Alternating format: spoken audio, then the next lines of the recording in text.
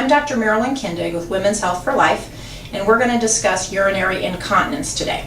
Urinary incontinence can be very disheartening to women that have it, and we have a variety of patients that will have it as they get older, as they continue to smoke, if they're heavier, and they have different symptoms that go along with it. I want to talk about the 3 types of urinary incontinence that we see. The first type we don't see very often is if people have diabetes or a muscular disease where it would be overflow incontinence. Your bladder is full, you don't realize it's full, and you just keep leaking and leaking. The second kind is urge incontinence. Gotta go, gotta go. You probably heard the old commercial. So that has to do with your bladder muscles that won't relax, and the bladder continues to contract and contract, and that will cause you to have incontinence if you stand up or think about going to the bathroom. Also, people with that will have nighttime incontinence where they're up not just one time, but maybe 3 or 6 times at night to go to the bathroom. The third kind of incontinence is stress urinary incontinence. That's when you cough or sneeze and you leak. You stand up and you leak. You get up from the toilet, you take 2 steps, and you might leak again.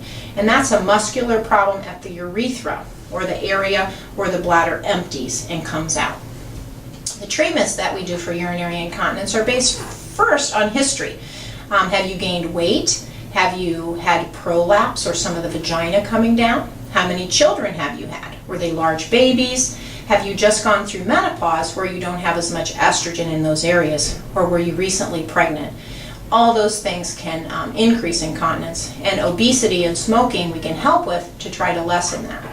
One of the first things we do is Kegel exercises, K-E-G-A-L, Kegel, where you contract the pelvic floor. So if you go to the bathroom and you're urinating and you try to stop your stream, that's a Kegel. And people tell me all the time they're doing Kegels, but they don't do them for a long time. And I mean 10 seconds. So you hold that muscle contraction for 10 seconds, you do it 10 times, and you do that exercise 3 times a day.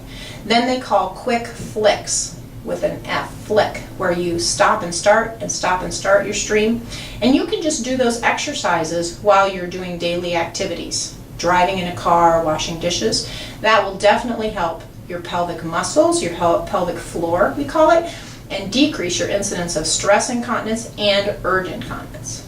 We have various medications that are on the available, but 6, maybe 8 different ones, so it's hard to pick the right one for you. So talk to your practitioner about which one might be a good place for you to start for urgency.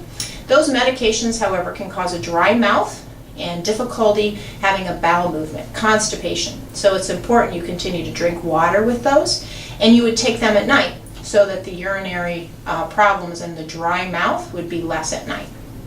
The other kind, the stress urinary incontinence, sometimes the medications help with, but sometimes people need surgical treatment. So if we do surgery for stress incontinence, it's generally by itself an outpatient procedure. You come to the hospital, have your urinary sling placed, a very small piece of mesh that they've used for years and years, since 1998, and generally we don't have problems with.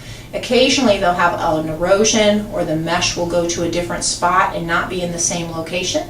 And the general risks of surgery go along with that: bleeding, infection, injury to surrounding structures, and anesthesia. But if you're a good candidate, you can have local with some sedation, so you're out, you don't really remember the surgery. It's done in about 10 to 15 minutes and you go home the same day with no catheter. So if stress incontinence is the problem, then definitely let us know. And please don't be concerned about discussing incontinence with your practitioner. We do this all the time.